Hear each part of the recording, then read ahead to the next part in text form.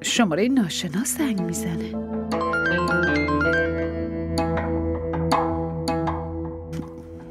الو؟ بدون اینکه حرفامو بشنوی گوشی قطع نکن وگرنه پشیمون میشی. شما کی هستین؟ با کی میخواین حرف بزنین؟ من نابودیتم، تباهیتم و بی آبروت میکنم. چی داری میگی؟ کی هستی؟ هنوز شروع نکردم. به حرف من با دقت گوش کن. یه سری عکسات پیش منه و اونو هر وقت بخوام پخشش میکنم. آخه تو کی هستی؟ چی میخوای از من؟ الو؟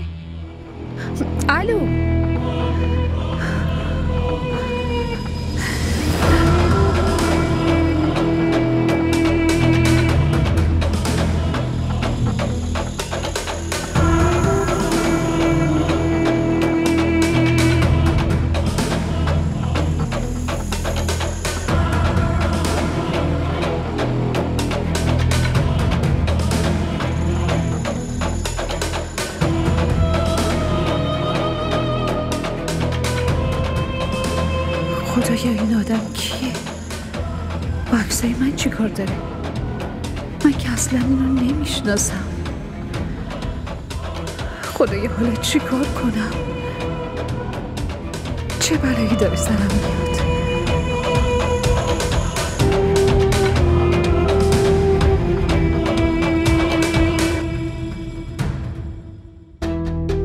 وقتی که با علی بودم یه سوء تفاهم رابطمو خراب کرد و حالا که تقدیر اسینو با هم روبرو کرده به این مصیبت دچار شدم.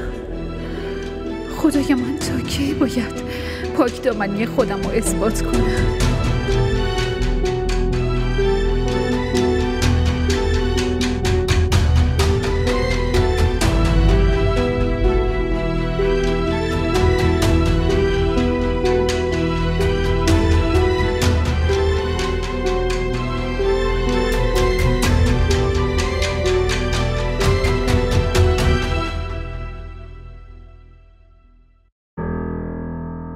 اسینو که یه بار از دست داده بودم و دوباره به دستش آوردم. دیگه نمیخوام از دستش بدم. خدایا کمکم کن.